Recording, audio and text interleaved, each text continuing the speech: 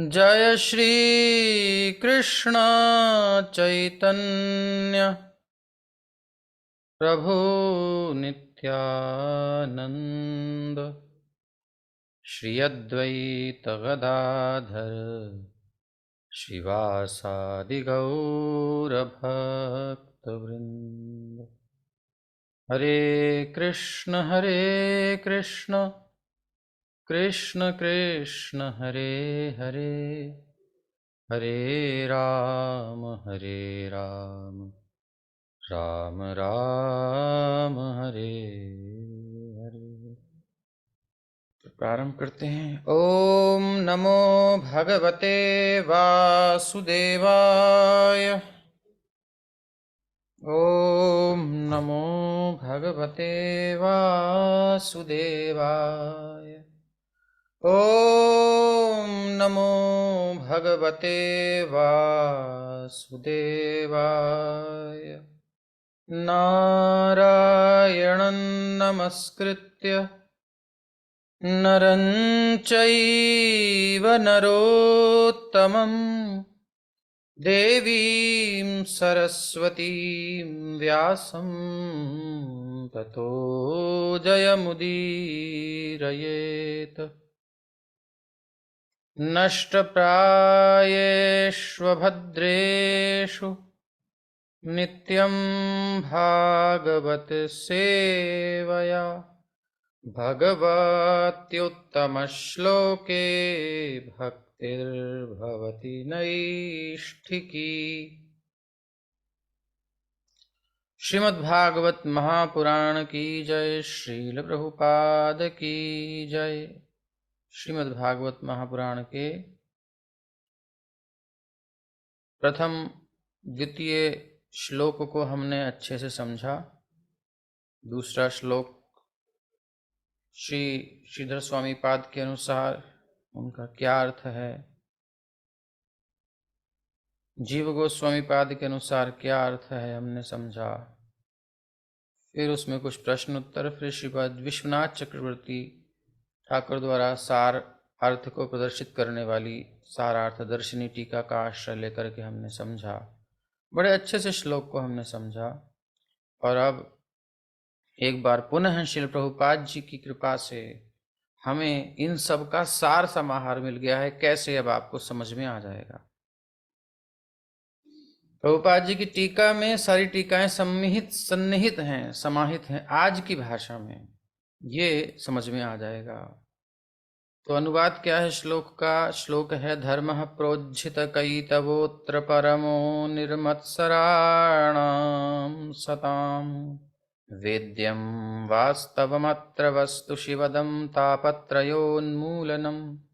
श्रीमद्भागवते महामुनिकृते किं वा परैरीश्वरः सद्यो हृद्यवरुध्यते त्रिकृतिभिः शुश्रूषुभिस्तत्क्षणात्। अनुवाद है, ये भागवत पुराण भौतिक कारणों से प्रेरित होने वाले समस्त धार्मिक कृत्यों को पूर्ण रूप से बहिष्कृत करते हुए सर्वोच्च सत्य का प्रतिपादन करता है, जो पूर्ण रूप से शुद्ध हृदय वाले भक्तों के लिए बोधगम्य है। ये सर्वोच्च सत्य वास्तविकता है जो माया से पृथक होते हुए सबों के कल्याण के लिए है। ऐसा सत्य तीनों प्रकार के संतापों को समूल नष्ट करने वाला है। महामुनि वेदव्यास द्वारा अपनी परिपक्व अवस्था में संकलित यह सौंदर्यपूर्ण भागवत ईश्वर साक्षात्कार के लिए, ईश्वर की जगह समझ लीजिए परमेश्वर साक्षात्कार के लिए अपने आप में पर्याप्त है। तो फिर अन्य किसी शास्त्र की आवश्यकता ही क्या है? जैसे जैसे कोई ध्यान पूर्वक और विनीत भाव से भागवत के संदेश को सुनता है, वैसे वैसे ज्ञान के इस संस्कार से, अनुशीलन से उसके हृदय में परमेश्वर स्थापित हो जाते हैं, जो कि हमारा लक्ष्य है, शास्त्र का लक्ष्य है। अब इस तात्पर्य के प्रभुपाद जी के मुख्य अंश हम यहाँ ले रहे हैं। अब देखिए कैसे सभी समाहित है। धर्म प्रोज्झित कैतवो, ऋषिपाद विश्वनाथ चक्रवर्ती ठाकुर, जीव गोस्वामी आदि ने जो लिया और जो श्लोक का खोल करके लिखा है उसी को दिया है। धर्म के 4 मूल विषय सम्मिलित हैं। धर्मः प्रोज्झित कैतवोऽत्र परमो। इसको कैसे स्पष्ट कर रहे हैं? धर्म के 4 मूल विषय सम्मिलित हैं। ये प्रभुपाद जी की जो भागवत है उसके मुख्य अंश हैं। पुण्य कर्म, आर्थिक विकास यानी धर्म, अर्थ और इंद्रिय तुष्टि यानी काम, और भव बंधन से मोक्ष यानी मोक्ष। समाज में प्रचलित है ये 4 पुरुषार्थ। तो धर्म के 4 मूल विषय या 4 पुरुषार्थ। आर्थिक विकास दूसरा है, पुण्य कर्म पहला है, लेकिन इसको लोग नहीं देखते, आर्थिक विकास के पीछे पड़ रहते हैं। वो भी किस लिए? इंद्रिय तुष्टि के लिए। उसके बाद का पता ही नहीं। जैसे छिक्कल उतार देते हैं ना, ऐसे ही पुण्य कर्म उतार दिए और जो है भवबंधन से मोक्ष भी उतार दिया छिलका समझ के। और पैसा कमाओ और भोग करो, पैसा कमाओ और एंजॉय करो, यही समझते हैं लोग। तो पुरुषार्थ भी नष्ट सही हो गए हैं। क्यों? क्योंकि बिना सिक्योरिटी के यानी पुण्य कर्म के और मोक्ष के बिना आर्थिक विकास और इंद्रिय तुष्टि पशु जीवन है, जानवरों का जीवन है। उनमें कोई पुण्य का वो संस्कार नहीं है, उनमें कोई भी जीवन से कष्टों से मुक्ति की बात ही नहीं है। वो बस चल रही है उनकी गाड़ी। ऐसे ही आजकल का आदमी है, बस गाड़ी चल रही है, होगी सो देखी जाएगी, मौज करो भैया, जीवन मिला है जैसा मिला है करो, यही सब सोचते हैं। तो ये इस प्रकार से इसको अधार्मिक जीवन बर्बर अवस्था है। अधार्मिक मतलब पुण्य कर्म एक धर्म की बात नहीं है जीवन में आजकल आप देखें, और मोक्ष की बात तो कोई मतलब ही नहीं है। तो ऐसा जीवन क्या है? बर्बर अवस्था है, आदिम अवस्था है, ये बिल्कुल पशुवत अवस्था है। इसको हमने अभी समझा। वस्तुतः मानव जीवन का समारंभ धर्म के सूत्रपात से होता है। इससे होता है, धर्म के सूत्रपात से होता है। जब तक धर्म नहीं है, धर्मेण हीना पशुभिः समाना, धर्मस्य एको अधिको विशेषो। 4 चीजें जो भी आहार निद्रा भय मैथुनंच सामान्यमेतत् पशुभिर्नराणाम। पशुओं में और मनुष्यों में 4 चीजें तो एक ही सी होती हैं। दोनों भोजन करते हैं, भोजन करने की क्रिया तरीका भिन्न हो सकता है, लेकिन भोजन करने की क्रिया तो वही है। मुख में डाला, अंदर उतारा, उधर में गया। अब कुछ लोग होते हैं जो मुख से खा के ही मुख से निकालते हैं, वो बात अलग है, चमगादड़ जैसे, लेकिन डालते तो हैं अंदर। मतलब कि पाचन की क्रिया तो है ना। आहार बाहर से अंदर फीडिंग, और उसके बाद उसको 4 तत्वों को निकाल के बाहर निकाल देना, ये तो है ना। यही आहार है।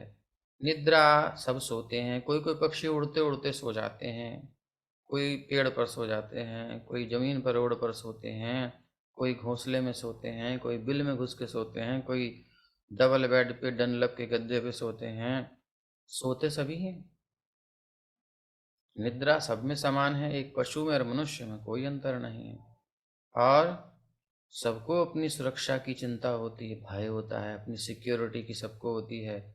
सभी को होती है, किसको नहीं होती है? चिड़िया भी जब दाना चुगती है, कभी इधर देखती है, कभी इधर देखती है, उसके बाद वो फिर दाना चुग लेती है। तो इस प्रकार से उसको भी अपनी सिक्योरिटी की बात है, अपना घर बनाती है, आदमी भी बनाता है। हर एक व्यक्ति अपने अपने हिसाब से अपनी सुरक्षा की व्यवस्था करता है। हर योनि में ऐसा होता है। तो ये भी पशुओं में और मनुष्यों में एक सा ही है। और मैथुनंच, और चा मैंने और मैथुनम, ये सबको पता ही है। इस प्रकार हम 1 से 2 हों, 2 से 3 हों, 3 से 4 हों, 4 से 5 हो, 5 से 6 हों, कितने हो जाएं वो आपकी इच्छा। ये सब कोई अंदर होती ही है, स्वाभाविक इच्छा है।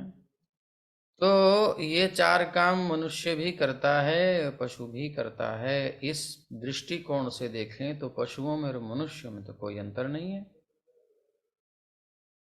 धर्मेण हीना पशुभिः समाना, पशुओं के समान ही है मनुष्य धर्म से हीन होने पर। और मनुष्यता कब शुरू होती है, मानवता कब शुरू होती है? प्रत्येक मानव समाज में धर्म का कोई ना कोई रूप पाया जाता है। तो वस्तुतः मानव जीवन का समारंभ धर्म के सूत्रपात से होता है। तो मनुष्यता तब आती है जब उसके जीवन में धर्म हो। और धर्म नहीं, आजकल तो सेक्युलर और धर्मनिरपेक्ष राज्य ये है, जबकि बिल्कुल धर्म का कोई मतलब ही ना हो, ये मतलब है। कोई धर्म नहीं चलेगा, जो मन में आएगा सो चलेगा। धर्म सापेक्ष राज्य होना चाहिए, प्रभुपाद जी कहते थे। ठीक है, कोई कोई तो लिटरेचर, कोई तो ग्रंथ हो, कोई तो रूल रेगुलेशन का तुम्हारा नियम हो। ऐसे तो फिर जानवरों का राज्य है और वही होता है, वही हो रहा है। किस विधि पर चलते हैं? आहार, निद्रा, भय, मैथुन। इसको हटा करके समाज में कुछ दिख रहा है? अगर साधु संत ना हो, ग्रंथ ना हो, भगवत प्रेरणाएं ना हो, तो आज का समाज, जो थोड़े बहुत बचे लोग हैं वो ना हो, तो समाज किस दिशा में जा रहा है? ये आप स्वतंत्र रूप से, स्वच्छ रूप से अपनी दृष्टि से देख सकते हैं। बिल्कुल ताजी ताजी घटनाएं, जब भी कथाएं होती, कभी भी कोई चर्चा होती है, वो सामने होती ही हैं। ऐसा नहीं है आउट ऑफ डेट वाली ही हम बोलते रहे, बहुत पहले हुई थी। हर बार नया केस आता है और कुछ तो मीडिया में दिखाया जाता है, कुछ नहीं दिखाया जाता है। कुछ केस होने के बाद भी माता पिता तक को पता नहीं होता, कई एक महीने बाद पुलिस को पता लगता है ना। उसके पीछे कारण क्या होता है? ये सब के पीछे वही सब चार चीजें हैं। इंद्रिय तृप्ति है, धर्म का कोई नियम नहीं है, धर्म का कोई नियम नहीं है, और धर्म के नाम पर अधर्म है, अगर है तो धर्म के नाम पर अधर्म है। तो मानव जीवन का शुभ समारंभ तो सम्यक रूप से आरंभ, अच्छी तरह से आरंभ तो धर्म के सूत्रपात से होता है, नहीं तो कहने का ही मनुष्य है। दूसरे के सुख की कोई भावना ही नहीं है, स्वार्थ ही स्वार्थ भरा हुआ है जिसके जीवन में, वह पशुओं से भी नीची अवस्था है, अधार्मिक जीवन बर्बर अवस्था है। तो अतः प्रत्येक मानव समाज में धर्म का कोई ना कोई रूप पाया जाता है, और उसका उद्देश्य क्या है? आत्म साक्षात्कार है, जो ईश्वर के साथ मनुष्य के शाश्वत संबंध को बताने वाला है। तो धर्म का उद्देश्य क्या है? धर्म का कोई सा भी रूप हो, उसका मूल उद्देश्य है प्रभु के साथ अपना जो संबंध है उसे पुनर्जागृत करने का प्रयास करना। अपनी अपनी क्षमता के अनुसार वह शास्त्र हम पकड़ पाते हैं। हर एक दुनिया के किसी भी भाग में जाएंगे, चाहे बाइबल है, कुरान है, कहीं है, कुछ है, उसका उद्देश्य यही है कि जीव अपने प्रभु से जुड़ जाए। इबादत करते हैं, कहीं ना कहीं झुकते हैं, कुछ करते हैं, कोई है हमारा बाप और हम उसको समर्पण करते हैं। वो क्या चाहता है? नेकी बदी, जन्नत दोजख, है, हेवन हेल, नरक स्वर्ग, ये सब वही हैं, बस भाषाएं बदली हैं और लोगों ने अपने अपने मन से इसमें कुछ कुछ जोड़ दिया है। लेकिन पाप और पुण्य ये तो है ना, गुड और बैड सब जगह है ना। तो वही चीजें मूल रूप से वही हैं, उनके स्ट्रक्चर ऊपर ऊपर से थोड़े थोड़े इधर कर दिए, बट मूल चीज को समझने से पता चलेगा कि वही है। प्रभु से अपना संबंध जागृत करना उद्देश्य है, आत्म साक्षात्कार, जो ईश्वर के साथ मनुष्य के शाश्वत संबंध को, नित्य संबंध को, जो अभी भी है लेकिन हम विस्मृति के गर्त में उसे समझ नहीं पा रहे, उस संबंध को बताने वाला है, इंडिकेटर है शास्त्र। देखो तुम उसके हो, उसकी ओर चलो। और जिस भी पंथ में आप देखें, सच्चे संत तो होते ही हैं। वो पुरातन इतिहास में आप देखो, वो भगवान की ओर किसी भी जगह पर क्रूर से क्रूर व्यक्ति मिलेंगे, लेकिन सज्जन भी मिलेंगे, वो निकल के गए हैं, भले ही संख्या कम हो, लेकिन उन्होंने इसको प्राप्त किया है, और कुछ तो पूर्व की ओर तक आ गए हैं प्रभुपाद जी की कृपा से, क्योंकि जब समझ में आया कि शिक्षा तो वही है, इंग्लैंड में भी वही है, भारत में भी वही है, शिक्षा शिक्षा ही होती है, वो कोई देश की उस देश की शिक्षा नहीं होती है। वो शिक्षा तो ग्रहण कहीं भी कर सकते हैं, किसी भी, जहाँ पे अच्छी शिक्षा मिले वहाँ से लेनी चाहिए, जिसका जैसा स्तर होता है वैसा देता है, लेकिन शिक्षा शिक्षा होती है। 1 2 3 4 अल्फ़ाबेट्स वही होते हैं, है ना, इस प्रकार से। तो जो विज्ञान है वो विज्ञान, कहीं भी जाइए भाषा बदल सकती है, तौर तरीके बदल सकते हैं, विज्ञान तो वही रहेगा। न्यूटन्स के लॉ तो वही रहेंगे, अगर आप न्यूटन का लॉ मानते हैं तो। बोधायन प्रमेय, पाइथागोरस प्रमेय मान लेते हैं तो भी वो तो वही है, इक्वेशन तो वही रहेगी। तो जो साइंस है, जो जो विद्या है वो वही रहती है, बस अलग अलग कल्चर, अलग अलग जगह पर उसको रिप्रेजेंटेशन अलग अलग हो जाता है, बट उद्देश्य भी एक ही रहता है, सबका अलग नहीं होता है। तो शाश्वत संबंध भगवान के साथ बताना सारे धर्मों का उद्देश्य है। कहाँ क्लैरिटी आपको मिल रही है वहां से ले लो। तो जितना क्लियर हमारे सनातन धर्म में है ऐसा कहीं भी नहीं है। और हम सबसे बड़ा आश्चर्य करते हैं कि इतना स्पष्ट होने के बाद भी हमारे ही सनातन धर्म के बंधुजन, हमारे यहाँ इतने भेद हैं। तो ऐसा क्यों है? वहां तो एक ही ईश्वर है, वहां तो एक ही अल्लाह है, एक ही गॉड है, हमारे यहाँ इतना भेद है, ऐसा कहते हैं।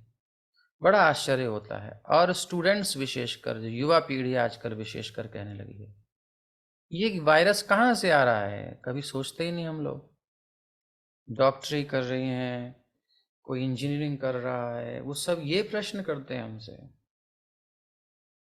और उन लोगों ने कभी भी ग्रंथों को उठा करके देखा नहीं, ना कभी घर वालों ने उनको ग्रंथ दिए, ना कोई बात बताई। कमी किसकी है? हम लोगों की कमी है।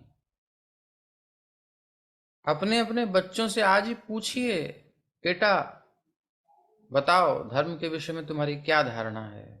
आंखें खुल जाएंगी। अगर शिक्षा नहीं दे रहे हैं तो, हम अपनी दुनिया में हैं तो, हम अपना कर्तव्य नहीं निभा रहे हैं तो। हम्म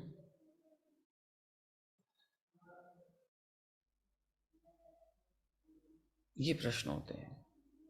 तो हमने पहले एक बुक भी दी थी, गॉड इज अ पर्सन, विजुअलनेस, भक्ति स्वरूप दामोदर स्वामी महाराज जी के द्वारा लिखित साइंटिफिक वे में जो डिस्कशन है, उसमें भगवान व्यक्ति हैं एक।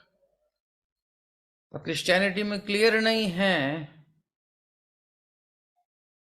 इस्लाम में क्लियर नहीं है, और भी जगह पर क्लियर नहीं है, लेकिन है। वो सुनने वाला है, मोहम्मद साहब से बात हो रही है। तो अब ज्ञान नहीं है तो फिर बच्चे ऐसा ही कहते हैं। हमारे यहाँ इतने सारे गॉड क्यों? अरे भाई, इतने सारे गॉड कहाँ हैं? किसने कह दिया आपसे? इसमें हम जागते ही नहीं हैं। बेटे ने अगर ठीक से खाया पिया नहीं है तो बड़ी चिंता होती है माँ को, बाप को, बेटा ठीक से कपड़े पहनो, ठीक से सो बेटा, ऐसे नहीं ऐसे सो, ये हो जाएगा, और ऐसे जाना वैसे जाना, ध्यान रखना। दुनिया भर की चिंता हमें होती है, लेकिन जो हमारा सच में बेटा है उसकी चिंता नहीं होती। बॉडी की चिंता करते हैं, माइंड की चिंता करते हैं, ब्रेन की चिंता करते हैं, केयर करते हैं, बट जिस पर ये सब डिपेंड करता है वो आत्मा की किसी को चिंता नहीं है। पिंजड़े को तो खूब बढ़िया बढ़िया चल रहा है, पॉलिश पॉलिश हो रही है, झाड़ पोंछ हो रहा है, लेकिन जो आत्मा उसके अंदर तोते रूपी आत्मा है, उसका किसी का ध्यान नहीं। अपनी दृष्टि को बदलिए। शरीर की चिंता इतनी करनी जरूरी नहीं है जितनी आत्मा की है। अवेयरनेस, सेल्फ अवेयरनेस जितनी जरूरी है, सेल्फ रियलाइजेशन जितना जरूरी है। अब सेल्फ कोई नहीं जानते लोग, क्या करें? बॉडी को ही सेल्फ बना के बैठे हैं। ये है, ये देहात्म बुद्धि से ऊपर उठना पड़ेगा। धर्म तभी, जब तक नहीं होगा ना, हम आगे नहीं बढ़ सकते। जहां देखो हमारे यहाँ इतना ढीला है, कोई नहीं कर रहा है, वो नहीं कर रहा है, भाषण देने के लिए हमसे जिग्रह करने के लिए आ जाएंगे। खुद क्या कर रहे हो जी आप? हमने अपना जीवन दिया भगवान की सेवा में, हमने सब कुछ छोड़ करके लग गए, इसी में यही काम है और कुछ काम है नहीं हमारे पास, और अपनी तरीके से पूरा प्रयास कर रहे हैं, जितनी शक्ति जितना सामर्थ्य है लगे हुए हैं। आप क्या कर रहे हो? केवल बोलने के हो? क्या आपने अपनी संतानों में से एक संतान कृष्ण भावनामृत के प्रचार के लिए समर्पित की, धर्म के लिए समर्पित की? रोक तो लगा देते हैं कि नहीं भाई एक ही काफी है जी, दो ही काफी हैं। किसके लिए काफी हैं? किसके लिए काफी हैं? विषय भोग करने के लिए? ये हमें पूछना चाहिए अपने आप से। किस लिए काफी बना दिए हमने? पर्याप्त। धर्म के प्रचार के लिए स्थानों की कमी नहीं है, मंदिर खाली हो रहे हैं। स्थान जाइए देखिए दुनिया में, वहां कोई नहीं है, सब फैक्ट्रियों में घुस रहे हैं, जॉब कर रहे हैं, गधे बन रहे हैं। किसी को धर्म के प्रति आस्था ही नहीं बची हुई है। प्रचार करना पड़ रहा है तो प्रचारक चाहिए। कैसे प्रचारक? जो किसी लोभ से न आए, किसी भय से न जाएं, जो दृढ़ हो, जिनकी आधार भूमि दृढ़ हो, और वो घर से ही होती है। जब माता पिता का संस्कार होता है तब वह गर्भाधान संस्कार करने लायक होते हैं। जब गर्भाधान संस्कार करते हैं तब संतान के चित्त में वो बात आती है, क्योंकि माता पिता ने यही सोच करके संतान की थी। तो हम लोग कहाँ अपना धर्म निभा रहे हैं? हर एक गृहस्थ का कर्तव्य है कि वह अपनी एक संतान कृष्ण भावनामृत के प्रचार के लिए तैयार करे। अगर सनातन धर्म की आपको इतनी चिंता है, हिंदू हिंदू चिल्लाने से कुछ नहीं होगा। एक सैक्रिफाइस करना ही पड़ेगा, ये त्याग तो करना ही पड़ेगा। ज्यादा कुछ नहीं कर सकते तो कम से कम एक बालक पैदा करके इस मूवमेंट के लिए दे दो। और अच्छे प्रचारक विराजमान हैं। और अगर आपकी सामर्थ्य है तो चिंता मत करो, संतान उत्पन्न करो, लेने वाले तैयार हैं। संस्कारी बालक नहीं मिलते हैं, लोभी मिलते हैं। आते हैं किसी उद्देश्य से, आते हैं इस्कॉन में, आकर के काम करके निकल भी जाते हैं, अथवा टिके हैं तो किसी उद्देश्य से टिके हैं। समर्पित प्रचारकों की आवश्यकता है, जो इस मूवमेंट की आत्मा को समझे, प्रभुपाद का उद्देश्य मूड जाने। गुरुकुल बनाना चाहते हैं हिज होलीनेस लोकनाथ गोस्वामी महाराज, नागपुर आदि में हमारे प्रभु जी कर ही रहे हैं सेवा। ऐसे ही हिज होलीनेस भक्ति विकास महाराज हैं। ऐसे सब जगह दुनिया में गुरुकुल गुरुकुल गुरुकुल, लेकिन गुरुकुल के अंदर रहने वाले वो बालक कहाँ हैं जिनके अंदर वो फायर हो, अग्नि हो, धर्म के लिए प्राण देने की जिनके अंदर शक्ति हो? कहाँ हैं? जो सुविधाओं के पीछे न जाने वाले हों? कहाँ हैं? जिनकी माताओं ने जीजाबाई की तरह उनके अंदर भावना भरी हो, ऐसी माएँ कहाँ हैं? ऐसे पिता कहाँ हैं? प्रभुपाद जी के पिताजी जैसे पिताजी कहाँ हैं? उनकी आवश्यकता है। और एक दो नहीं, लाखों पिताओं की आवश्यकता है ऐसे। तो जब हम हर एक हिंदू कम से कम अपने घर से, जो हिंदू कहते हैं स्वयं को, अपने घर से एक संतान श्री कृष्ण भावनामृत के लिए समर्पित करने का संकल्प ले, सामर्थ्य है तो फिर उत्पन्न करे और समर्पित करे, इसी उद्देश्य से उसका पालन करे, मोह हटा करके ये कृष्ण का है, ये आप भगवान को ऑफरिंग कर रहे हो, बहुत बड़ा यज्ञ कर रहे हो, बहुत बड़ी बात है। तो यही है, प्रत्येक मानव समाज में धर्म का कोई ना कोई रूप पाया जाता है जिसका उद्देश्य आत्म साक्षात्कार है, जो ईश्वर के साथ मनुष्य के शाश्वत संबंध को बताने वाला है। पहले तो हम जानें फिर बताएं, ऐसे प्रचारक चाहिए। तो धर्म के रूप को समझने वाले चाहिए, तो हमें अपने बच्चों को बताना होगा, हमें बताना होगा। केवल सोशल मीडिया पर स्क्रॉलिंग करने से, अंदर चलते रहने से, और ये हो गया और वो हो गया, इन बच्चियों को कौन बताएगा? इन बच्चों को कौन बताएगा कि चल क्या रहा है?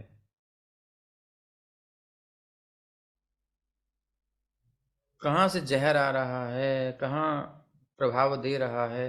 घर में जिसके पास अधिक से अधिक रहे हैं, पले बड़े हैं, उनका कोई प्रभाव नहीं है। किसी का कुछ क्षणों का, कुछ दिनों का प्रभाव पड़ जाता है। इतने कमजोर बच्चे पैदा किए हमने, किसकी कमी है? हमारी कमी है। तो ये धर्म को समझना पड़ेगा भाई। अपने बच्चों को पढ़ाई के लिए हम बहुत खर्चा करते हैं, लेकिन उसकी ये इस विषय को क्लियर ही नहीं करते। इसलिए बड़ी बड़ी पोस्ट पर होने के बाद, बड़े बड़े व्यवस्थाओं में आने के बाद भी उनकी जो धर्म के प्रति आस्था है नहीं दिखाई दे रही है आजकल। आपने बढ़िया से डॉक्टर तो बना दिया, आपने इंजीनियर बना दिया, लॉयर बना दिया, लेकिन उसको किसके पक्ष में छोड़ दिया? उसको यूज करने वाले तैयार बैठे हैं, आप पका करके तैयार करो और खाने वाला कोई और है। यही हो रहा है। ये इतिहास पूरा पिछला भी और अभी का तो विशेष कर आपके पास घटनाएं आए ना आए, लेकिन बहुत कुछ चल रहा है। रोते हैं बाद में। अरे भाई, जो रोना ही था तो पहले ही क्यों नहीं उसको तैयार किया, इतना परिपक्व बना दिया? अभी जो समझ रहे हैं, सुन रहे हैं, उनको करना चाहिए। बच्चों को मत छोड़िए ऐसे कि जो कर रहे हैं, उनको समय देना पड़ेगा, आपका अधिकार है और उनके लिए आवश्यक है। तो ये प्रभुपाद जी कह रहे हैं, जीवन का समारंभ मानव जीवन का धर्म के सूत्रपात से होता है, और नहीं धर्म का हुआ, नहीं धर्म को जाना, तो वो आपका भी नहीं है, वो किसी का नहीं है। दूसरा पक्ष अधर्म ही होता है। और फिर समाज में वही सब होता है जो हो रहा है, होता रहेगा। रोकना है तो हमें स्वयं को परिवर्तन करना होगा। मानव सभ्यता की निम्नतर अवस्थाओं में भौतिक प्रकृति पर प्रभुत्व दिखाने के लिए सदैव होड़ लगी रहती है। मतलब क्या मतलब है? अच्छा, दूसरे शब्दों में समझ लो। दूसरे शब्दों में कह सकते हैं कि इंद्रियों को तुष्ट करने के लिए निरंतर स्पर्धा चलती रहती है। ये तो आप समझ पा रहे हैं। सब अपनी आईज को, अपनी ईयर्स को, अपनी टंग को, अपनी बैली को शब्द स्पर्श रूप रस गंध से तृप्त करने का प्रयास कर रहे हैं, एंजॉयमेंट। इसी को कहते हैं भौतिक प्रकृति पर प्रभुत्व दिखाने की। मतलब मैंने इतना कवर कर लिया, इतना मेरा हो गया, मैंने इतना भोग लिया, मैंने इतना देख लिया। तूने कितनी मूवी देखी? मैंने इतनी देखी। तूने कितने गोलगप्पे खाए? मैंने इतने खा लिए। और तेरे कितने बॉयफ्रेंड है, तेरे कितनी गर्लफ्रेंड है? ये इतनी। ये एक स्कोर चलता है, आपको पता हो ना हो, ये हो रहा है। ये सब क्या है? ये होड़ लगी हुई है दुनिया में। इंद्रियों को तुष्ट करने के लिए कंपटीशन चल रहा है। देख बेटा, फलाने साहब, फलाने जो हैं शर्मा जी का लड़का तो डॉक्टर बन गया, तू कहाँ पड़ा हुआ है? देख फलाने वर्मा जी का बेटा आईएएस बन गया, तू कहाँ पड़ा हुआ है? उसको कंपटीशन भी दे रहे हैं, तुम क्या दे रहे हैं बेटा? उसने अपना आत्म साक्षात्कार कर लिया, स्वयं को जान लिया, तुम अभी तक देहात्म बुद्धि में पड़े हुए हो। जागो बेटा जागो। उत्तिष्ठ जागृत प्राप्य वरान निबोधत। ये हम कभी नहीं सुनाते, हमें पता ही नहीं क्या होता है, इसका मतलब ही क्या होता है। बच्चों के अंदर हम डाल क्या रहे हैं? हम स्वयं माया के चेले बन करके बच्चों को भी माया की सेवा में लगा रहे हैं। जाओ बेटा, करते रहो कंपटीशन, और फ्रस्ट्रेशन में पड़ के आत्महत्या कर लो। बड़े बड़े लोग आत्महत्या कर रहे हैं, डिप्रेशन के शिकार हो रहे हैं, क्योंकि गलत कंपटीशन दे दिया ना हमने। ऐसी प्रवृत्ति के वशीभूत होकर मनुष्य धर्म की ओर मुड़ता है। इस कंपटीशन काय के लिए? एंजॉयमेंट की भावना को लेकर के मुड़ता है। लेकिन वहां भी जब उसकी तृप्ति नहीं होती तो धर्म से भी मतलब नहीं रखता। तो लोगों की रुचि अपने पूर्वजों द्वारा बनाए गए धार्मिक स्थलों में न होकर, पीछे जो कहा गया है, अगर कहीं धार्मिक व्यवस्था दिखाई देती है, धर्म की चर्चा भी होती है, तो ऐसी प्रवृत्ति के वशीभूत होकर होती है। ऐसी प्रवृत्ति के वशीभूत होकर मनुष्य धर्म की ओर मुड़ता है। बिना कामना के नहीं मुड़ता, बिना भोग वासना के नहीं मुड़ता। इसी कंपटीशन को पूरा करने के लिए आप देखो पिक्चरों में, ए गॉड, बस एक बार मेरा कनेक्शन जुड़वा दे। चर्च में जा करके कहेगा शाहरुख खान, या गुरुद्वारे में जाके अरदास लगाई जाएगी, चाहे अब तो मंदिर में कोई होता नहीं है बोलने वाला, तो ढन ढना ढन ढन घंटा बजा करके, माँ तूने मेरे साथ क्या किया माँ। वो पागलपंती दिखा दो कुछ भी, जहां जाओ यही काम है। क्या कंपटीशन, ये धर्म है, मजाक बन गया है धर्म का, बुरा मजाक बन गया है। तो ऐसी प्रवृत्ति के वशीभूत होकर मनुष्य धर्म की ओर मुड़ता है, धर्म के नाम पर पाखंड करता है। क्यों? क्योंकि लोगों की रुचि अपने पूर्वजों द्वारा बनाए गए धार्मिक स्थलों में न होकर फैक्ट्रियों, दुकानों, सिनेमा घरों, पिक्चर हॉल्स, मूवीज की ओर अधिक है। इससे क्या सिद्ध होता है? इससे यही सिद्ध होता है कि धर्म का आचरण किसी न किसी आर्थिक लाभ के लिए ही किया जाता है। आर्थिक लाभ की आवश्यकता इंद्र के लिए, इंद्र तृप्ति के लिए ही पड़ती है। मतलब उद्देश्य इंद्र तृप्ति है। आर्थिक लाभ किस लिए चाहिए? इंद्र तृप्ति के लिए। उससे कहो बेटा भगवान की सेवा के लिए कुछ सेवा करना चाहिए, ना ना ना, फिर ढीला हो जाएगा। तो हम कमाएं और दे दें इन ब्राह्मणों को, इन पंडितों को दे दें, भगवान की मूर्ति की वक्त क्या खा रही है वो, तुम लोग बर्बाद करते हो। बहुत कुछ बोलते हैं। अच्छा तुम कहाँ डाल रहे हो बेटा? हाड़ मांस के इस पिंड को पुष्ट कर रहे हो। पुष्ट क्या कर रहे हो?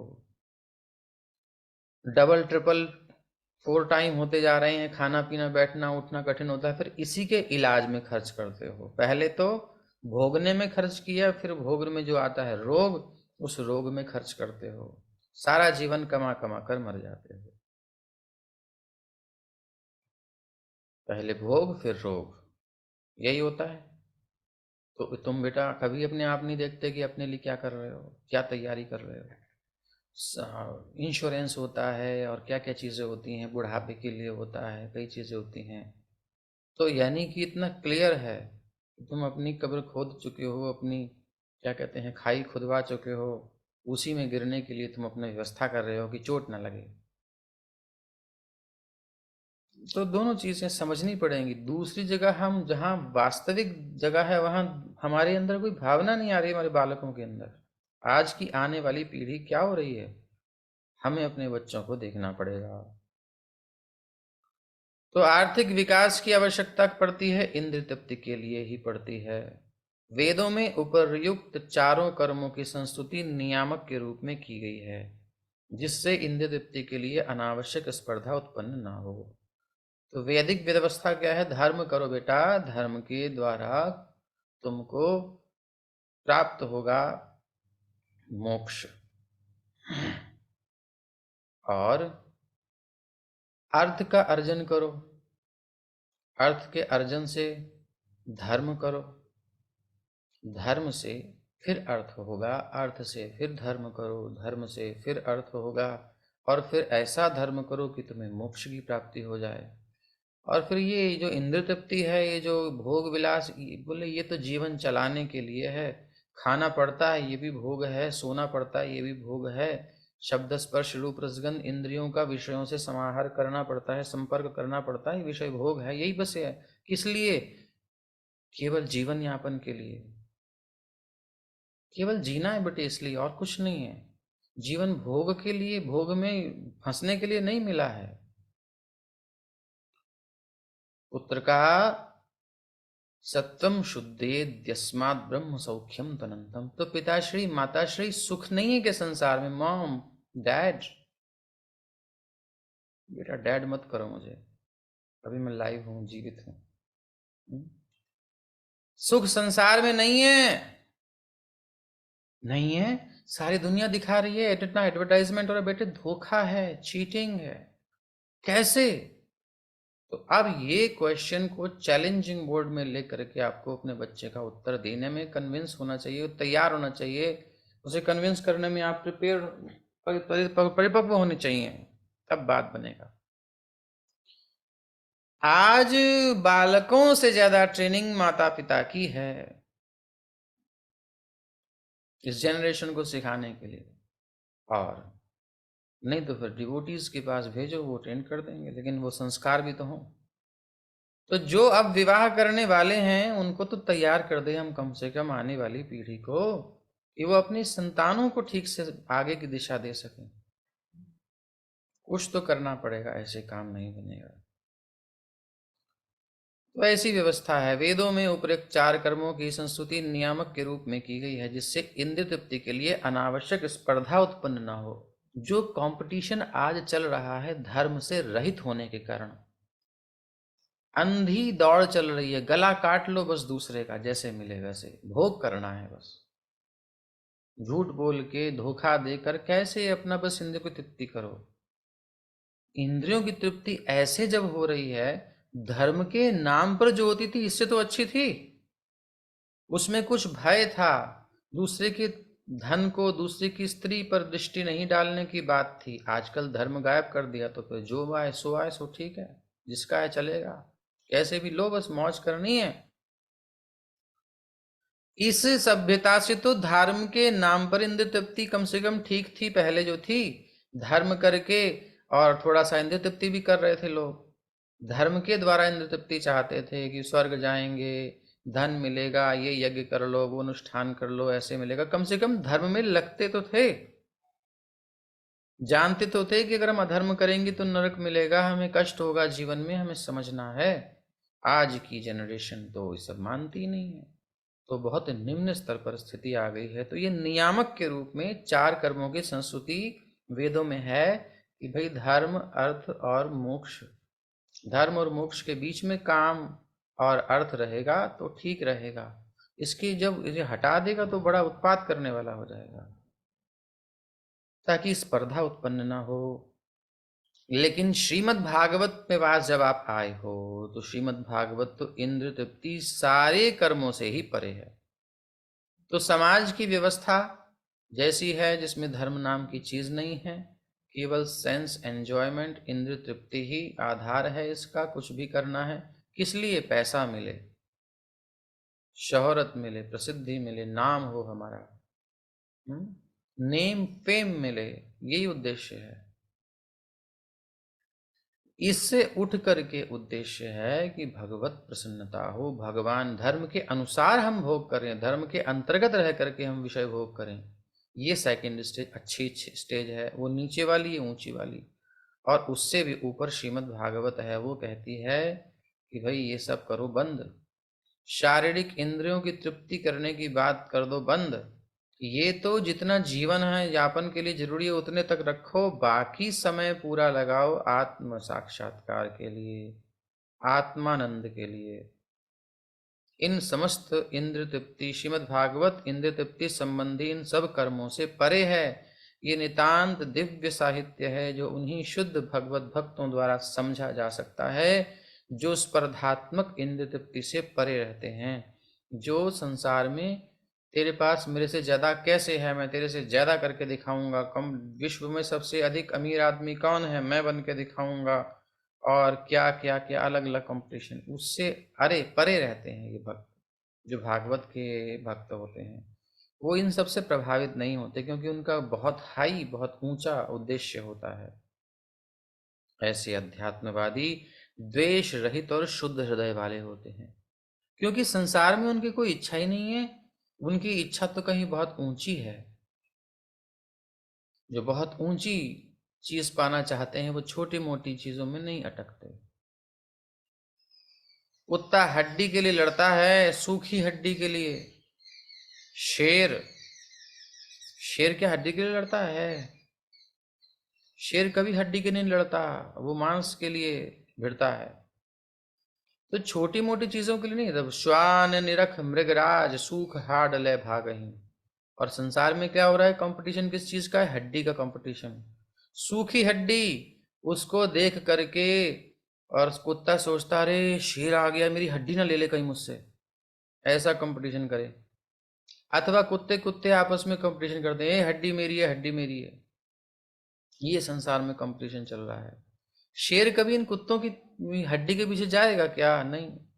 तो भक्त जो होता है उस शेर की भांति होता है, जो ऊंचे भोग की तरफ जाता है, तुच्छ भोगों में गृहमेदि सुखम ही तुच्छम कंडूयनेन करयोरिव दुख दुखम। जहां क्लेश ही क्लेश है ऐसी जगह क्यों जाएगा। तो भक्त जो होते हैं ऐसे अध्यात्मवादी द्वेष रहित होते हैं, क्योंकि उनको हड्डियों की इच्छा ही नहीं होती। इसलिए किसी के पास एक हड्डी है, दो हड्डी है, सूखी हड्डियों का करना क्या है, हड्डियों का कबाड़ रखना क्या है, हटाओ। द्वेष रहित और शुद्ध हृदय वाले होते हैं, उनके हृदय में ये सारी संसार के विषय भोग होते ही नहीं। वो तो कुछ और ही हृदय में रखते हैं। क्या रखते हैं, श्री कृष्ण। वो जिनको उनसे प्रेम हो गया है, उनको पाने की इच्छा आ गई है हृदय में, उनका हृदय इन सब कामनाओं वासनाओं से शून्य हो जाता है। अन्याभिलाषिता शून्यम। भौतिक जगत में प्रत्येक व्यक्ति दूसरे व्यक्ति से ईर्ष्या करता है, जैसे कुत्ते लड़ते झगड़ते भौ भौ भौ, इसलिए स्पर्धा चलती रहती है। भौ भौ भौ भौ भौ भौ, वो बात बोलते भी हैं ऐसे, भौ भौ कहाँ से आए। तो ये है और बिंदु है।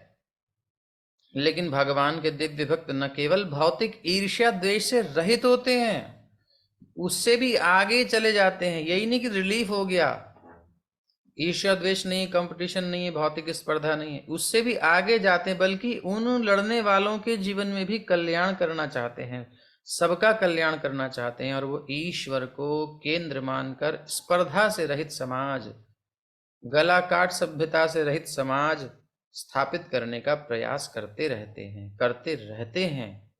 उनको उसके फल में भी आसक्ति नहीं होती, क्योंकि वो जानते हैं हमें अपना कर्तव्य करना है, हमें अपनी तरफ से करना है। आगे क्या होगा क्या नहीं होगा ये तो वो जाने और भगवान जाने। हमें करना क्या है, हमें अपने आप को समर्पित करना है धर्म के लिए। भगवान भी धर्म संस्थापनार्थाय संभवामि युगे युगे,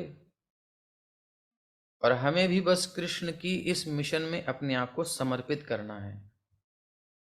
आगे ज्यादा सोचने की जरूरत नहीं है, नहीं तो टेंशन हो जाएगी, फिर कर्ता भाव आ जाएगा, मैं करूंगा मैं करूंगा।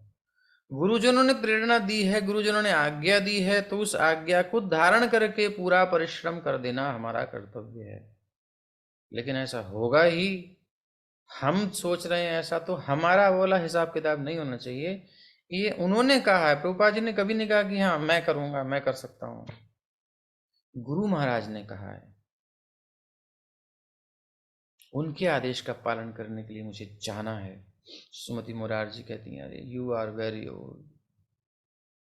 प्रभुपाद कहते हैं, वेरी बोल्ड। अपने दम पर नहीं कह रहे हैं, पीछे बहुत बड़ा बल है परंपरा का। तो इस प्रकार से ये शिक्षा दे रहे हैं प्रभुपाद जी भी। तो हमें स्पर्धा रहित समाज स्थापित करने का प्रयास करते रहना है। वेदों में 3 मार्ग बताए गए हैं। पहला है श्रेष्ठतर लोकों की प्राप्ति के उद्देश्य से सकाम कर्म करना। दूसरा है देवलोक जाने के लिए विभिन्न देवताओं की पूजा करना। और तीसरा है परम सत्य और उनके निराकार पक्ष का साक्षात्कार करके उनसे तदाकार होना। ठीक है, भोग प्राप्ति, फिर देवता के स्वरूप की प्राप्ति, भोगों को देने वाला, समझ लो ऐसा ही समझ लो। और तीसरा है परम सत्य, यानी भगवान के निराकार पक्ष तक जाना और फिर उसमें मोक्ष मुक्ति लय हो जाना। यही है वेदों के 3 मार्ग, त्रयः प्रपन्ना। लेकिन श्रीमद् भागवत परम सत्य के साकार स्वरूप के विषय में जानकारी प्रदान करता है। ये समस्त निर्विशेषवादी साहित्य और वेदों के ज्ञान कांड विभाग से श्रेष्ठ है। ये सब टीकाओं का सार देख रहे हैं कैसे प्रभुपाद जी दे रहे हैं। विश्वनाथ चक्रवर्ती ठाकुर, जीव गोस्वामी आदि सबका सार कैसे निकल रहा है आज की भाषा में। आज के इस वाचन में आप देख रहे होगे वर्तमान समाज में कितना घुल मिल करके प्रभुपाद जी बोल रहे हैं। और पिछली टीकाएं आप पढ़ रहे थे तो कोई पुरानी बात चल रही थी, बड़ी डीप बात चल रही थी, बड़ी बुद्धि लगानी पड़ रही थी। यहाँ आपको नहीं लग रहा होगा ऐसा जैसा पीछे था। ये इसलिए प्रभुपाद जी के तात्पर्य पर्याप्त हैं। लेकिन जिसके पास ज्यादा ये सब उसने कर लिया है और आस्वादन करने की इच्छा है श्लोकों के अर्थों को, वो वहां जाए।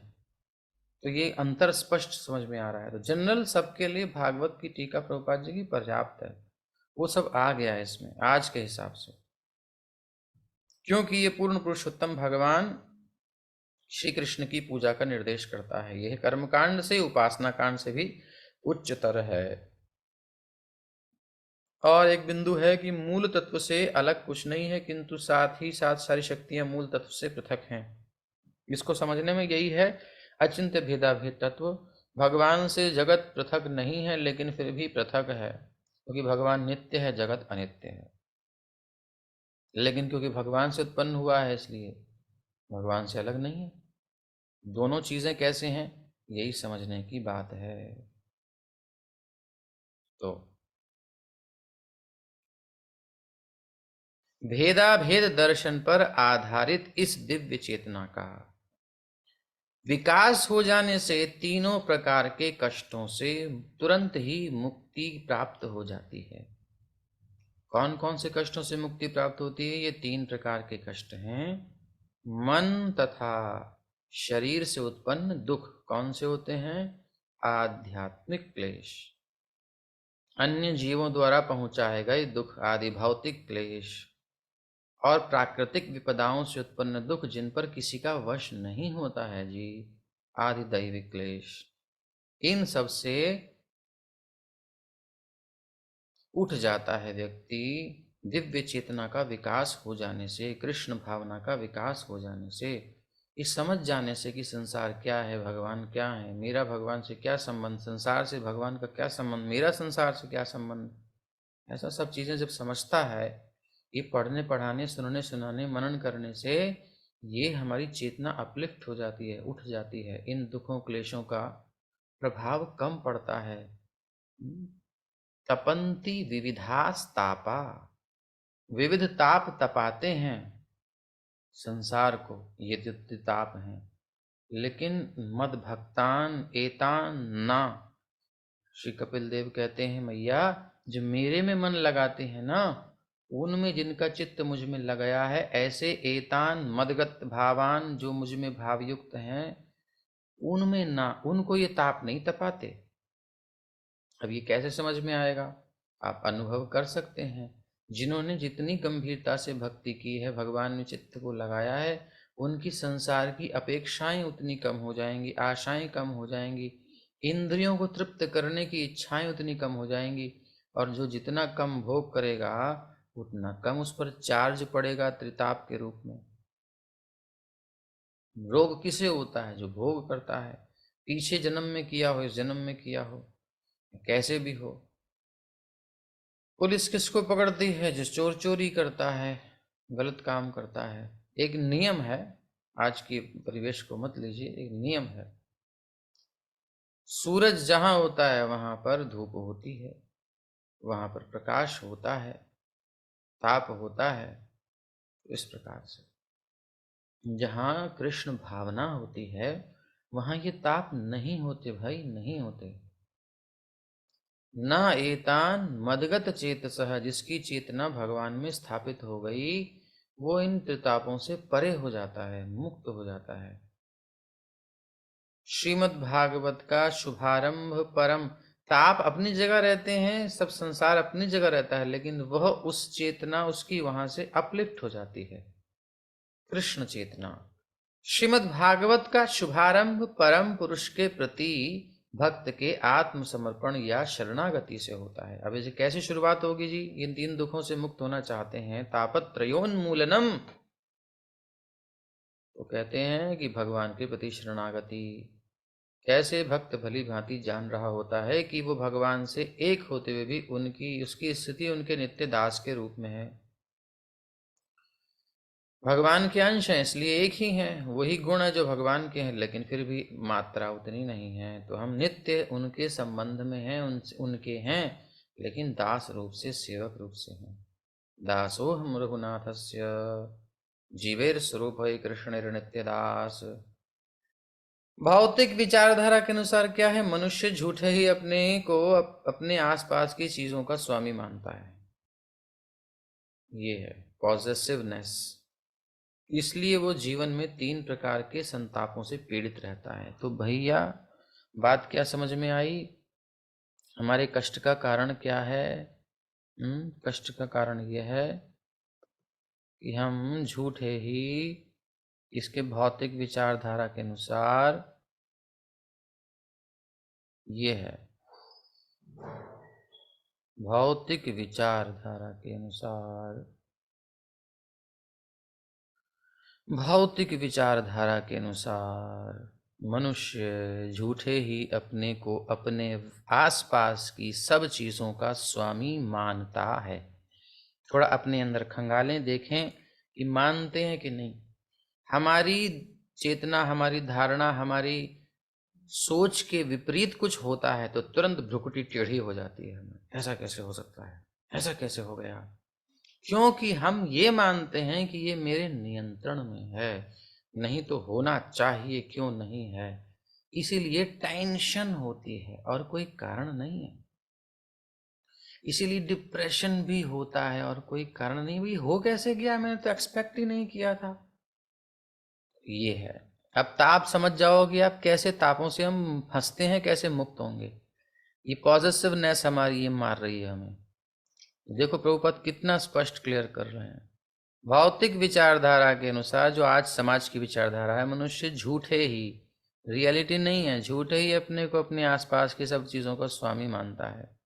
इसलिए वो जीवन में 3 प्रकार के संतापों से पीड़ित रहता है और अनंत काल तक रहेगा।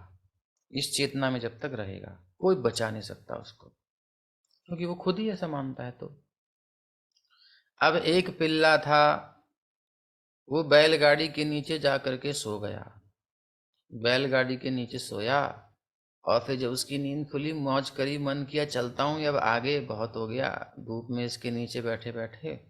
अंगड़ाई ली उसने, पैर अगले वाले पिछले वाले बिल्कुल लंबे किए और बढ़िया मस्ती के साथ उठा और अपनी शरीर को झाड़ा उसने, झाड़ कर पूंछ ऊपर करके और ठुमक ठुमक चलने लगा। लेकिन आश्चर्य, उसी समय गाड़ी वाला भी अपनी बैलगाड़ी लेके चल दिया।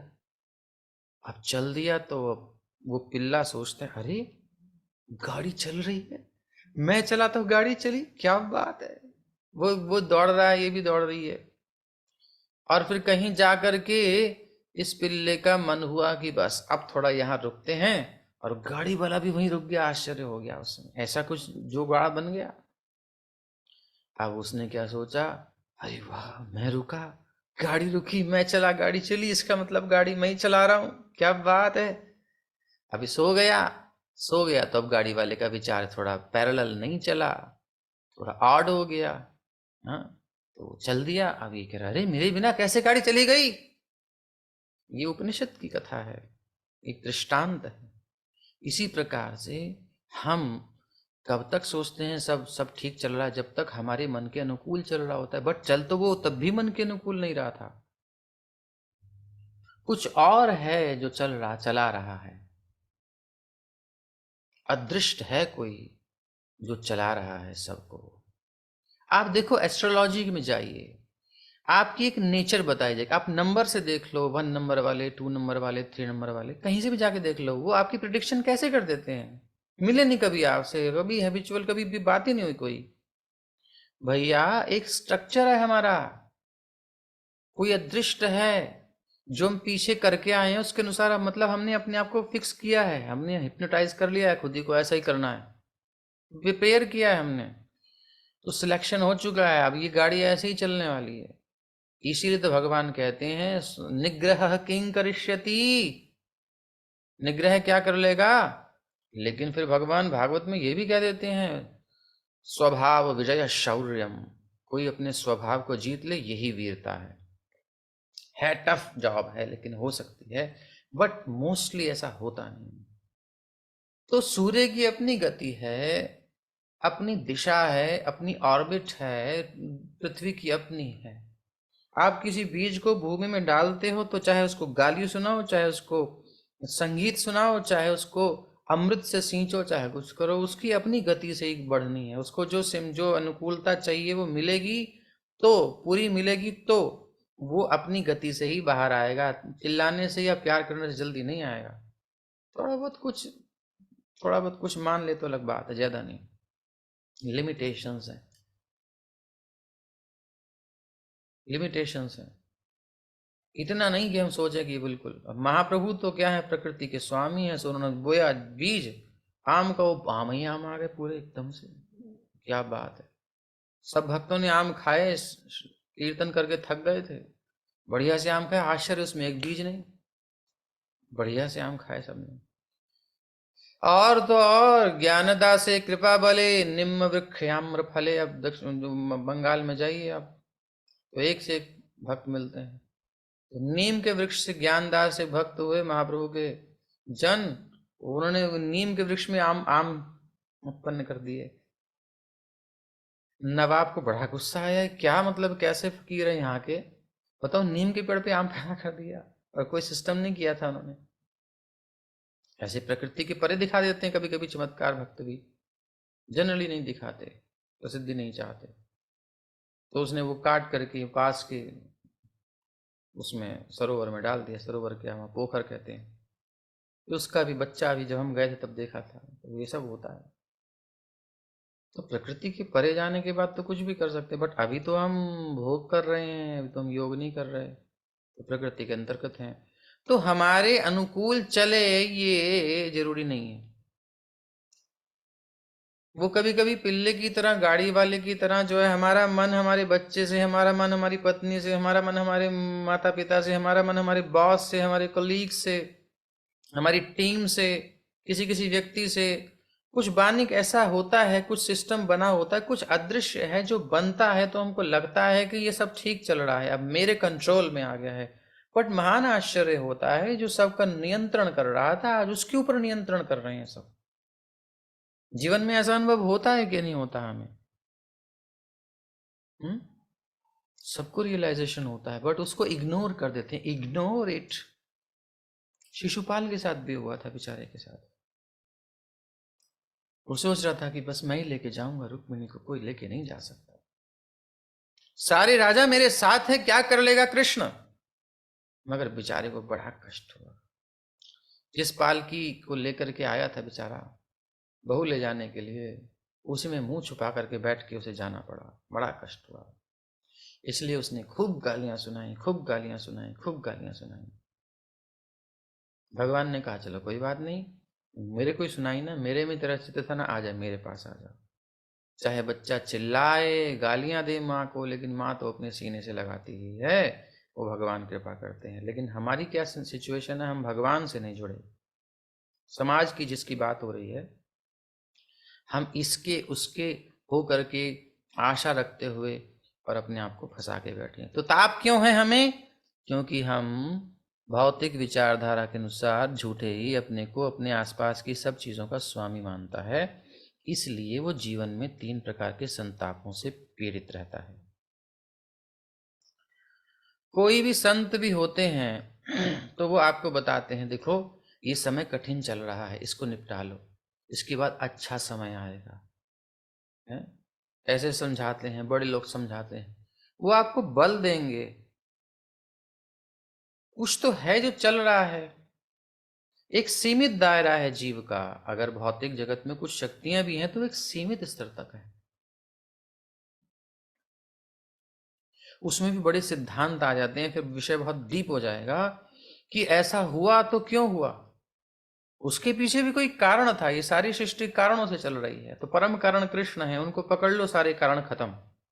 तो अब सारे कारणों के कारणम कृष्ण है। किंतु ज्यों ही उसे नित्य दास के रूप में अपनी इस वास्तविक स्थिति का पता चल जाता है, त्यों ही वह समस्त सभी तुरंत इन सभी कष्टों से मुक्त हो जाता है। तुरंत भक्तिविनोद ठाकुर जी क्या कहते हैं, जीव कृष्ण दास ए विश्वास कारलित आर दुख नाय। जीव कृष्ण दास ए विश्वास कारलित आर दुख नाय। राधा कृष्ण बोल बोल बोल रे शबाय। भैया ये बात समझ लीजिए, जैसे ही जीव को ये विश्वास हो जाता है, तैसे ही उसका काम बन जाता है। अदरवाइज काम बनने वाला नहीं है, नहीं है, नहीं है। अदरवाइज काम करने वाला नहीं है, नहीं है, नहीं है।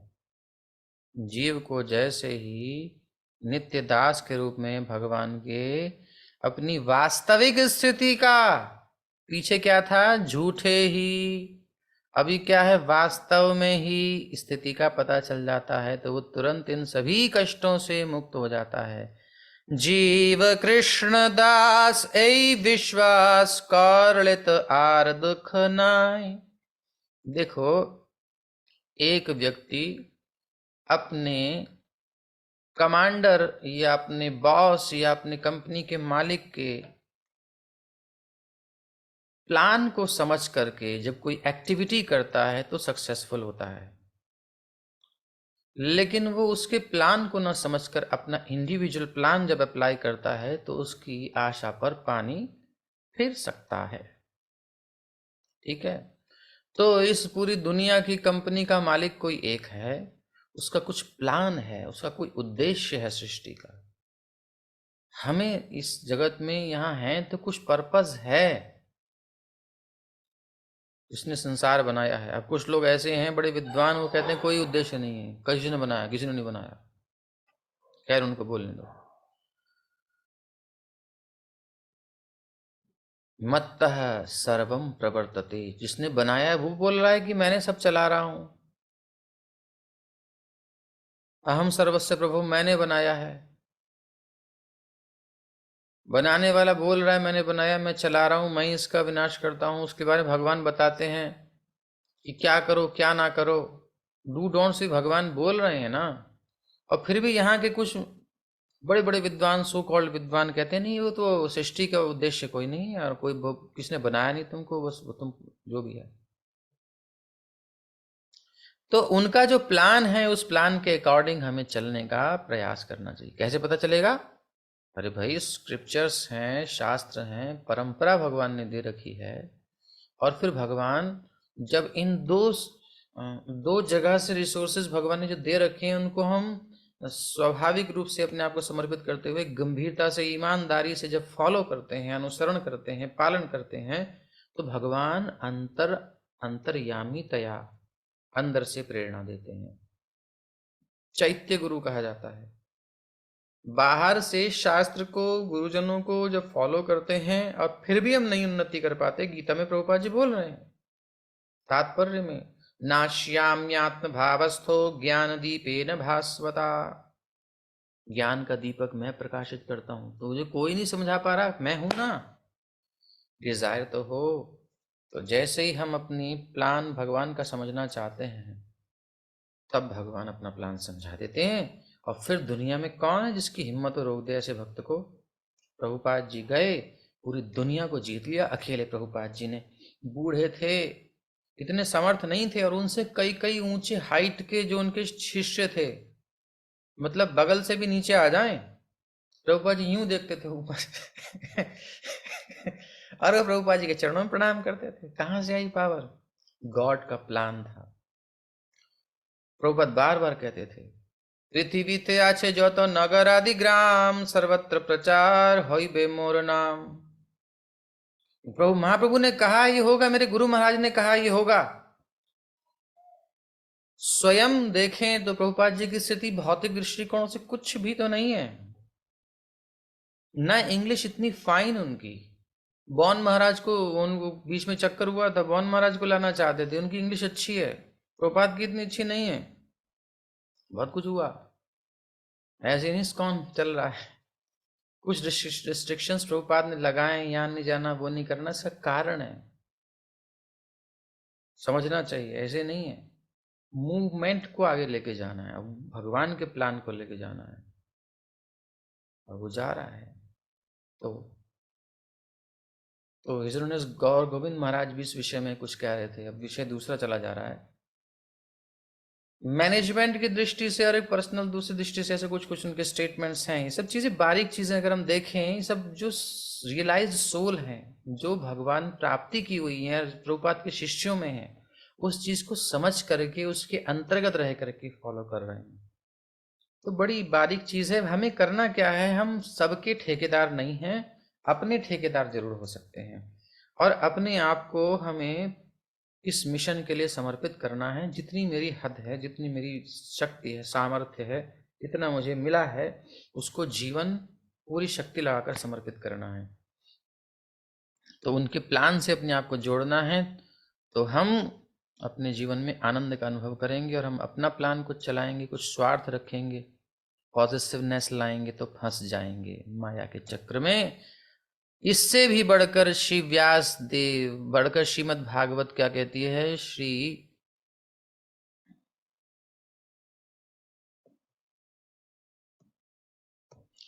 इससे भी बढ़कर श्रीमद् भागवत श्री व्यासदेव जी द्वारा वेदांत सूत्र पर की गई व्यक्तिगत टीका है।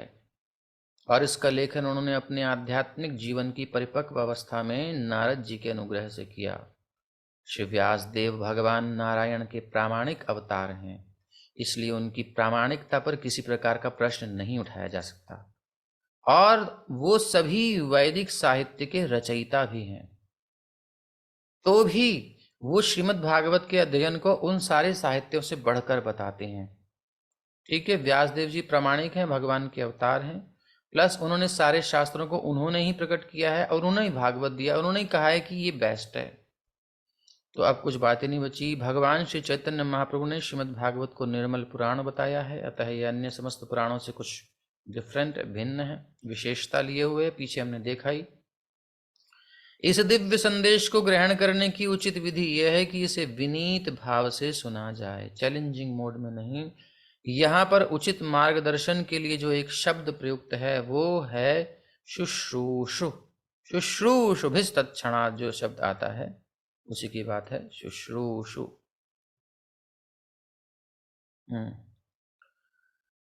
मनुष्य को इस दिव्य संदेश को सुनने के लिए उत्सुक होना चाहिए, लालसा होनी चाहिए। निष्ठा पूर्वक सुनने से श्रवण करने की कामना ही इसकी पहली योग्यता है।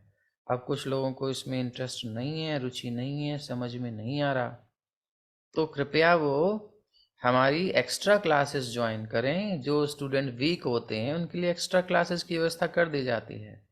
तो जो नहीं समझ पा रहे, कह रहे प्रभु जी तो कुछ पल्ले ही नहीं पड़ रहा, तो उनको आप मैसेज कीजिए। तो एक ग्रुप बना करके अभी संस्कृत श्लोक जो उच्चारण करना चाहते हैं उनको एक माता जी देख रही हैं, उच्चारण करा रही हैं। आपको नहीं समझ में आ रहा विषय तो आपको फिर टाइम दिया जाएगा। 4 दिन पढ़े हुए आराम से समझो, कोई मना कर रहा है, लेकिन समझने की इच्छा होगी तब समझ पाएंगे। हम तो आपके पूरी तरह साथ हैं। योग्यता यही है पहली की कामना हो उसको समझने की। कम भाग्यशाली व्यक्ति इस श्रीमद् भागवत को सुनने में बिल्कुल रुचि नहीं दिखाते, ज्वाइन करते हैं, भाग जाते हैं। भाग्यहीन व्यक्तियों को व्यर्थ सामाजिक तथा राजनीतिक बातें सुनने के लिए तो पर्याप्त समय मिल जाता है, लेकिन जब उन्हें भक्तों की सभा में श्रीमद् भागवत सुनने के लिए आमंत्रित किया जाता है तो वे सहसा अन्य मनस्क हो जाते हैं। अब यहीं की बात है, महानुभाव आए हमसे कहने लगे ये है और वो है, समाज की ये व्यवस्था, विरक्ति दिला देते हैं, फिर वो छोड़ करके आ गए, फिर वो हो गया, फिर हमारे कुछ नहीं करते, वो कितने अग्रेसिव हो रहे हैं, हमारे यहाँ बिल्कुल ढीले ढीले बना। मैंने कहा ठीक है, हो गया। पहले भी तो वातापी लेवल को जो है हमारे अगस्त में उन्होंने हजम कर लिया था, तो अनिल अब आप पूरी स्टोरी सुनाओगे, फिर ये करोगे, फिर वो करोगे, फिर वो दूसरे हो गया, वो दूसरे को पकड़ के सुनाने लगा। मतलब उसको बात करनी है, चलते राह में पकड़ करके उसकी तरह। मैंने कहा बात आप उनसे कर रहे हैं कि हमसे? बोले समाज की भी बात कर रहे हैं, समाज के व्यक्ति हैं, सब सुन रहे हैं। अच्छा ठीक है। अब मतलब बहुत देर तक बोलते रहे, फिर उन्होंने कहा अच्छा अब ये बताइए कि आपका प्रश्न मुझसे है या समाज से है? नहीं, आपसे, आप समाज को दिशा दे रहे हैं, आप सबको सिखा रहे हैं, बच्चों को पढ़ा रहे हैं, ये कर रहे हैं, वो कर रहे हैं। मैंने कहा हाँ, तो फिर आपने जान लिया या केवल इंस्पेक्टर बन के उपदेश देने आ गए? जाना हम क्या कर रहे हैं, नहीं बताइए तो बैठिए। बोले नहीं, विस्तार का समय नहीं है, टाइम नहीं है हमारे पास, शॉर्ट में बताना तो बताओ। बोले वाह भाई वाह। अपनी बात सुनाने के लिए हमने कहा हम आपकी बात समझ गए, जब शुरू में उन्होंने प्रश्न किया तब नहीं सुन लो, नहीं सुन लो, हम बोलने को आए हैं, तो आप शॉर्ट में बताइए। ये होती है स्थिति। तो जब हम कहीं पे बोले अब हम जा रहे हैं, इतना समय नहीं हमारे पास, समय है नहीं, और समाज को समस्याओं का समाधान भी करना चाहते हैं, ये स्थिति है लोगों की। तो ये होते हैं कम भाग्यशाली जीव। जब उन्हें भक्तों की सभा में भागवत सुनने के लिए आमंत्रित किया जाता है तो क्लास में बैठकर भाग जाते हैं, तो सहसा अन्य मनस्क को उठते हैं। सॉल्यूशन यहां सारा है। विश्व की समस्याओं का समाधान श्रीमद् भागवत में है, भगवत गीता में है, लेकिन लेना नहीं है, क्रिटिसिज्म करना है, क्रिटिसाइज करना है। जो लोग इस ग्रंथ को आत्मसात कर सकते हैं, जिनके अंदर जिगरा है, दम है, इच्छा है, इच्छा ही होनी चाहिए, वही दम है, इच्छा ही करना बहुत बड़ी दम है, उनका उल्लेख इसी श्लोक में है। कोई व्यक्ति अनेक पुण्य कर्मों के बाद श्रीमद् भागवत में सुनने के योग्य बन पाता है। तो पुण्य कहाँ से आएंगे, ये भी हमने पीछे सुना। अरे नहीं समझ में आ रहा, बैठो क्लास में सुनो, धीरे धीरे समझ में आने लगेगा, हृदय शुद्ध होने लगेगा। महामुनि वेदव्यास बुद्धिमान और विचारवान व्यक्तियों को आश्वासन देते हैं कि श्रीमद् भागवत का श्रवण करने से उन्हें भगवान का प्रत्यक्ष साक्षात्कार हो सकता है, एक अपॉर्चुनिटी है। वेदों में वर्णित साक्षात्कार की विभिन्न अवस्थाओं को पार किए बिना, ये बहुत बड़ा हाइलाइटेड कमेंट होना चाहिए। क्या है? वेदों में वर्णित साक्षात्कार की, आत्म साक्षात्कार की विभिन्न अवस्थाओं को पार किए बिना ही इस संदेश को ग्रहण करने के लिए सहमत होने मात्र से मानव परमहंस पद को तुरंत प्राप्त कर सकता है। इस लाइन में सब श्रीमद् भागवत को सुनने के अधिकारी हो जाते हैं यदि वो शुश्रूषु हों, समर्पित हों। श्रीमद् भागवत महापुराण की जय। श्रील प्रभुपाद की जय। धन्यवाद। अभी किसी का कोई प्रश्न हो, कोई कमेंट हो तो कर सकते हैं।